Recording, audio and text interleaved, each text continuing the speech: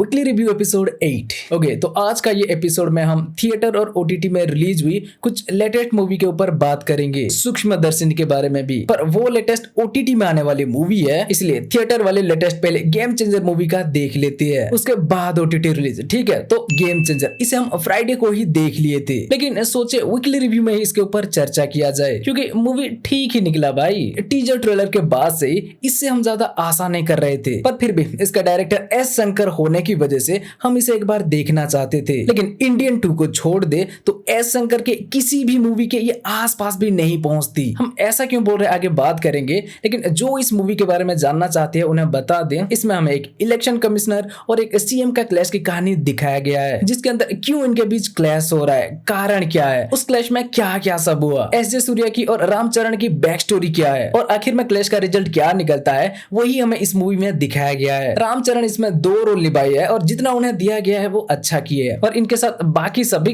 क्या करे, उन्हें लिखा ही ऐसे गया था। बीजीएम भी ठीक है, बोले तो पूरा मूवी ही ओके ओके है भाई। टीजर ट्रेलर अगर आपको इंप्रेस कर पाए थे तो इसमें वही सब है, चाहो तो एक चांस दे सकते हो, नहीं तो आप कुछ भी बड़ा मिस नहीं कर रहे भाई। एस शंकर की नाम सुनते ही पहले माइंड में क्या आ रहा था, एक बड़ा स्केल की मूवी जिसमें कुछ ऐसा दिखाया गया हो जो आज तक इंडियन सिनेमा में किसी ने नहीं दिखाया, और अब इसमें उनमें से बड़ा स्केल तो है, लेकिन इंडियन सिनेमा में पहले कभी नहीं दिखाया जैसे कुछ नहीं है। और मूवी को सिर्फ बड़ा स्केल में दिखाने से आजकल और ज्यादा कोई फर्क नहीं पड़ रहा, पहले पड़ता था, क्योंकि तब हर किसी को इतना बड़ा बजट मिलता नहीं था जिससे वो अपना मूवी को इतना बड़ा स्केल में बना सके। सिर्फ एस शंकर और राजा मौली जैसे ही कुछ डायरेक्टर थे जिनके ऊपर भरोसा करके प्रोड्यूसर पैसा लगाते थे, और तब कभी कभार ऐसे बड़ा स्केल वाला मूवी आता था तो सिर्फ उसी के लिए भी कुछ ऑडियंस चले जाते थे। लेकिन आज तो भाई प्रोड्यूसर लोग बड़ा डायरेक्टर देखकर नहीं, सिर्फ टैलेंट देखकर भी या डायरेक्टर के विजन देखकर उसमें जितना भी चाहिए उतना पैसा लगा रहे हैं, और वो डायरेक्टर लोग उस बजट का बहुत ही अच्छी तरह से इस्तेमाल भी कर रहे हैं, टेक्नोलॉजी में, वीएफएक्स में, सीजीआई में, या और भी जहां कहीं जरूरत पड़ी। तो आजकल ऑडियंस भी सिर्फ स्केल नहीं देख रहे हैं, वो कुछ नया देखना चाहते हैं, कुछ अच्छा कंटेंट देखना चाहते हैं। तो अगर आपके पास बजट है तो उसे वहीं लगाकर बड़ा मूवी बनाओ ना जहां जरूरत हो। लेकिन एस शंकर तो भाई जहां जरूरत नहीं है वहां भी इसमें पैसा फूकने लग गए हैं, सिर्फ मूवी का स्केल बड़ा दिखाने के लिए। आपने भी शायद सुना होगा कि इसका सिर्फ 5 गानों में प्रोड्यूसर ने बजट की 75 करोड़ फूंक दिए थे, जिसमें कि मलयालम इंडस्ट्री 5 मूवी बना लेते। तो यही प्रॉब्लम है भाई, वो स्टोरी के ऊपर या कंटेंट के ऊपर ज्यादा ध्यान नहीं दिए, सिर्फ एक बड़ा मूवी बनाकर ऑडियंस को दिखाना चाहे, और अब रिजल्ट हमारे सामने है। खैर भाई, सच में एस शंकर वेलपरी के ऊपर जो ट्रायलॉजी बनाना चाहते हैं उसका एक झलक भी देखे बिना उससे पॉजिटिव वाइब आ रहा है, और उस जैसे प्रोजेक्ट में ऐसे पानी की तरह पैसा बहाना चाहिए। लेकिन गेम चेंजर शायद नहीं, अभी के टाइम में तो भाई बिल्कुल भी नहीं, ये आउटडेटेड है। फिल्म देखकर बाहर निकलने के बाद क्या आपको लगा कि मैं एक फ्रेश न्यू मूवी देखकर आ रहा हूँ? भाई हमें तो पुराने टाइम का कोई मूवी देखकर निकल रहा हूँ जैसा फील हुआ। आशा करते हैं कि नेक्स्ट मूवी में एस शंकर कमबैक करे। वैसे ये हमारा ओपिनियन था, आपने अगर ये मूवी देख लिया है तो आपको कैसा लगा हमें कमेंट करके बताओ। ठीक है, तो अब अगर ओटीटी पे आए तो लेटेस्ट रिलीज हुई ये सारी फिल्में अच्छी है भाई, जिसमें से पहला है सूक्ष्मदर्शिनी, नजरिया और बेसिल जोसेफ की मलयालम इंडस्ट्री से ये एक मिस्ट्री थ्रिलर फिल्म है, जिसे कि ब्लैक कॉमेडी का तड़का लगा के बनाया गया है। सारे मलयालम फिल्मों की तरह इसका भी फर्स्ट हाफ काफी स्लो है, वो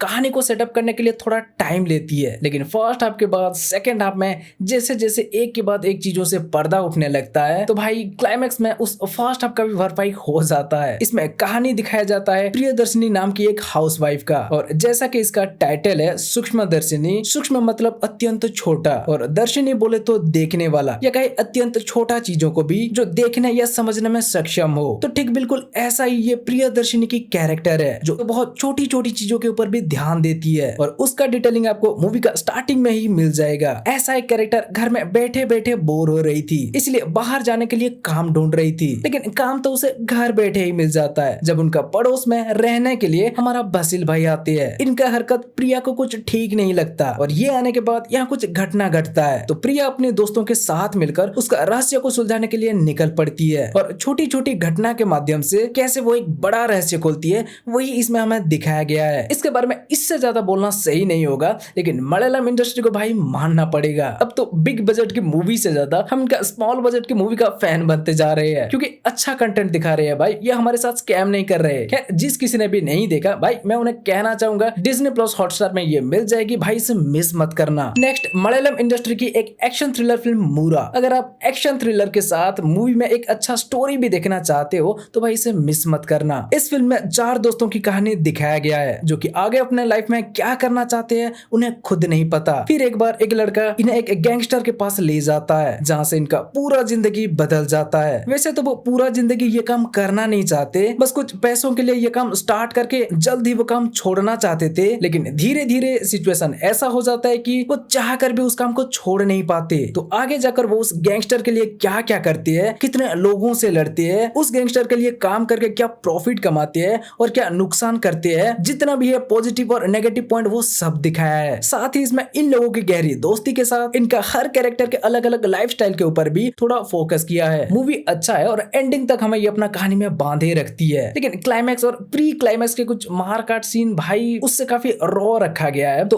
कमजोर दिल वालों को उससे प्रॉब्लम भी हो सकती है। नहीं तो बाकी मूवी अच्छी है और जिन्हें ऐसे गैंगस्टर वाली एक्शन थ्रिलर पसंद है वो ये मूवी को देख सकते हैं। ये फिल्म Amazon प्राइम पर मिल जाएगी हिंदी में भी। नेक्स्ट आरजे बालाजी के प्रिजन ड्रामा मूवी सोर्गवसल, जिसके बारे में हम कुछ दिन पहले बात भी कर रहे थे। हाँ तो ये ओटीटी में आ चुका है और हम इसे देख भी चुके हैं। इसमें पार्थिवन नाम के एक आम आदमी की कहानी दिखाया गया है जो चेन्नई में एक सड़क किनारे छोटा सा ठेला चलाता है। वो अपने माँ के साथ रहता है और बहुत ही जल्द वो शादी भी करने वाला होता है। उसका फ्यूचर प्लान भी सेट था। लोन लेके ठेला से सीधा वो एक होटल खोलना चाहता था, लेकिन एक दिन होता कुछ ऐसा है कि एक मर्डर केस में फंसाकर पार्थिवन को जेल भेज दिया जाता है और वहां से असली कहानी स्टार्ट होता है। असल में ये मूवी एक ट्रू इवेंट से इंस्पायर्ड होकर बनी है। 1999 में चेन्नई की एक जेल में एक बार एक दंगा हो गया था जिसमें कई सारे लोग मारे जाने के बाद 100 से ज्यादा लोग घायल भी हुए थे। जी हाँ, मतलब ये दंगा बहुत बड़ा था और बोला जाता है ये सब दंगा उस जेल में एक बॉक्सर बॉडी वैल्यू नाम का आदमी